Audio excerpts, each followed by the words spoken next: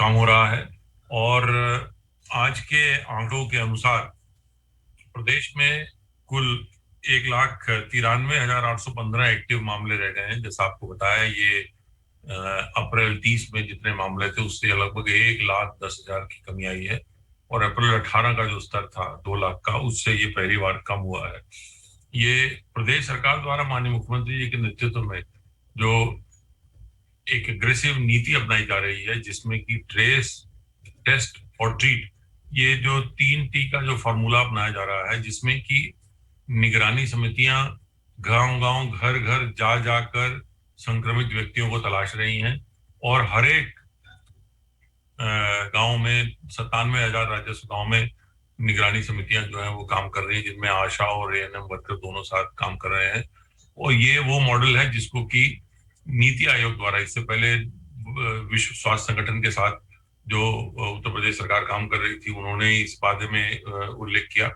इसके साथ साथ कल नीति आयोग भारत सरकार द्वारा इस उत्तर प्रदेश के इस मॉडल को, जिसके अंतर्गत की गांव गांव में जाकर घर घर में निगरानी समितियों द्वारा ANM और आशा के माध्यम से हर परिवार में पूछताछ की जा रही है। और जो भी संक्रमित, जहां भी शक है संक्रमण का, ऐसे व्यक्तियों की तलाश की जा रही है। और सबको मेडिकल किट जो है वो मुहैया कराई जा रही है, चाहे वो उनको संक्रमण की कैसी भी दशा हो। इसके साथ साथ जितने भी जिन पर संक्रमण हो सकता है, उनके RRTs के माध्यम से टेस्ट कराए जा रहे हैं।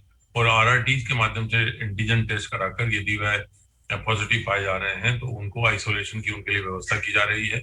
और यदि उनके घर में जगह है तो अच्छा है, यदि नहीं है तो वहीं गांव में ही, गांव का जो पंचायत घर है, गांव का जो और कोई सरकारी बिल्डिंग है, स्कूल है, वहां पर उन्हें आइसोलेशन में रखकर उनका उनका मेडिकल किट देकर उनकी तबीयत को मॉनिटर किया जा रहा है। ये जो उत्तर प्रदेश सरकार का जो मॉडल है, जो कि एग्रेसिवली, जिसमें ट्रेस, टेस्ट और ट्रीट की नीति के अंतर्गत निगरानी समितियों द्वारा गांव गांव में जाकर घर घर में जो है वो हालचाल पूछा जा रहा है, मरीजों की तलाश की जा रही है। इस मॉडल को नीति आयोग द्वारा तारीफ की गई है, इसकी प्रशंसा की गई है और कहा गया है कि अन्य राज्यों को भी इस मॉडल को अपनाना चाहिए, इस मॉडल के हिसाब से अपने यहाँ भी काम करना चाहिए। उत्तर प्रदेश सरकार की जो ये ट्रेस, टेस्ट और ट्रीट की नीति है, इसके अंतर्गत निगरानी समितियों द्वारा पहचान की जा रही है, टेस्ट किए जा रहे हैं। जहां आपको बताना है कि टेस्ट की संख्या निरंतर बढ़ाई जा रही है। आज जो है 2,63,000 से अधिक टेस्ट हुए हैं। और ये टेस्ट की संख्या पिछले कई दिनों से लगभग 2.5 लाख से अधिक ही चल रही है।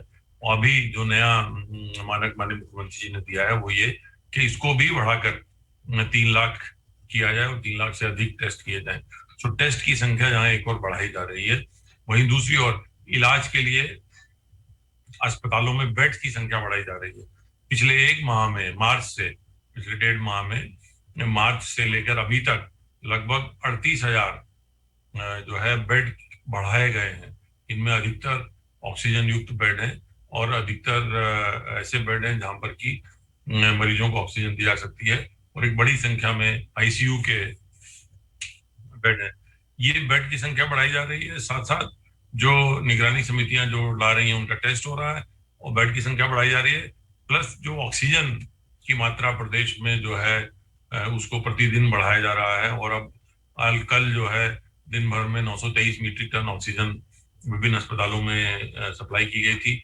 ये जो ऑक्सीजन LMO मॉडल है उसके अतिरिक्त उसके माध्यम से दी जा रही है। इसके अतिरिक्त जनपदों में पुराने प्लांट भी चालू किए गए हैं और इसके साथ साथ ऐसे ऑक्सीजन प्लांट जो कि एटमॉस्फेयर से, वातावरण से ऑक्सीजन बनाते हैं, उन प्लांट पे लगाने का भी काम चल रहा है। लगभग 377 अस्पतालों में विभिन्न माध्यमों से, जिसमें PM केयर भी सम्मिलित हैं और प्रदेश सरकार के बजट से भी सम्मिलित हैं, CSR के माध्यम से भी लगभग प्रदेश के 377 अस्पतालों में इस प्रकार के प्लांट लगाने की कार्रवाई बहुत तेजी से चल रही है। लगभग 15 अस्पतालों में तो इतने कम समय में प्लांट लगकर चालू भी हो गए हैं। इन प्लांटों में जो इनकी खूबसूरती ये है कि ये वहीं पर ही एटमॉस्फेयर से ऑक्सीजन बनाते हैं, किसी प्रकार के ट्रांसपोर्टेशन की आवश्यकता नहीं पड़ती है। प्रदेश सरकार जो देश में पहली प्रदेश सरकार थी जिसने की ऑक्सीजन से संबंधित सॉफ्टवेयर को अपने यहाँ लगाया और सॉफ्टवेयर के माध्यम से अस्पतालों को ऑक्सीजन सप्लाई करना, प्लांट से ऑक्सीजन आना, यहाँ तक कि टैंकर जो ऑक्सीजन ला रहे थे उनको भी जीपीएस के साथ टैग किया गया ताकि उनका मूवमेंट कंट्रोल हो सके। और पूरा ऑक्सीजन का मूवमेंट इस प्रकार कंट्रोल किया गया कि वो अपने आप में एक उदाहरण है। इसकी तारीफ नीति आयोग द्वारा भी की गई है कि ये इस प्रकार का मॉडल बाकी अन्य प्रदेशों को भी अपनाना चाहिए। अन्य प्रदेशों ने भी इससे पहले इस मॉडल को अपनाया है। इस पूरे मॉडल का लाभ यह है कि आज प्रदेश में कहीं पर भी किसी प्रकार की भी ऑक्सीजन की कोई समस्या नहीं है। अधिक से अधिक ऑक्सीजन जो है उपलब्ध कराने का ये एक मॉडल जो था इसको लागू किया गया है। आगे आने वाले समय में जैसे मैंने बताया कि लगभग 377 जो है वो अस्पतालों में ऑक्सीजन प्लांट भी लग रहे हैं। इसके साथ साथ प्रदेश सरकार भी ऐसी औद्योगिक नीति ला रही है जिसमें कि निजी क्षेत्र में भी ऑक्सीजन प्लांट जो ये एटमॉस्फेयर से ऑक्सीजन बनाने के प्लांट होंगे उनको भी लगाने के लिए लोगों को प्रेरित किया जाएगा।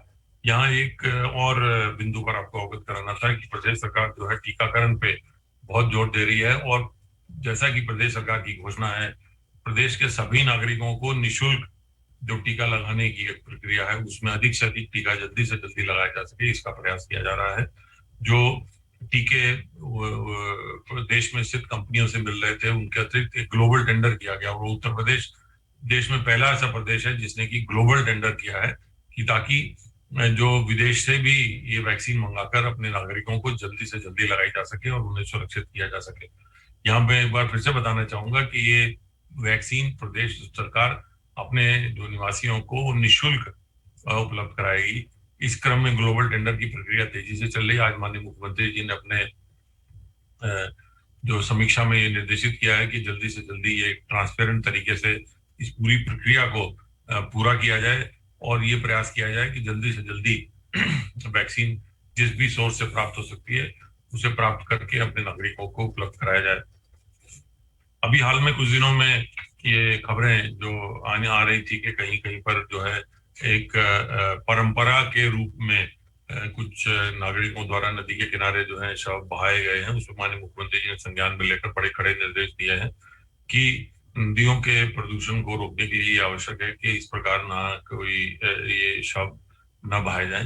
तो उन्होंने एसडीआरएफ जो हमारा आपदा संकट बल है और पीएसी का जो जो जल पुलिस है उन दोनों को निर्देशित किया है कि वो प्रदेश की नदियों को मेन जो मुख्य नदियां हैं वहां पर नाव के माध्यम से अपना भ्रमण का कार्यक्रम बनाएं, भ्रमण रखें, उनको जिम्मेदारी दे दी जाए कुछ कुछ क्षेत्र की, ताकि वो देखते रहें, लोगों को प्रेरित करते रहें कि कोई भी इस प्रकार से शव जो है नदी में न बहाए।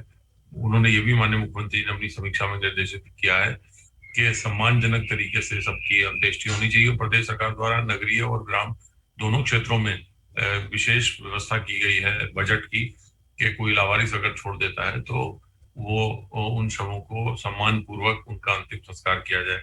इस संबंध में गृह विभाग, नगर विकास विभाग, ग्राम विकास विभाग तथा पर्यावरण विभाग इन सब की एक समिति बनाई गई है कि वह एक रणनीति बनाए कि इसको कैसे लोगों में जागरूकता लाकर उनको ये प्रेरित किया जा सकता है कि वह इस प्रकार नदियों में शव न बहाए। आपको ये भी अवगत कराना है कि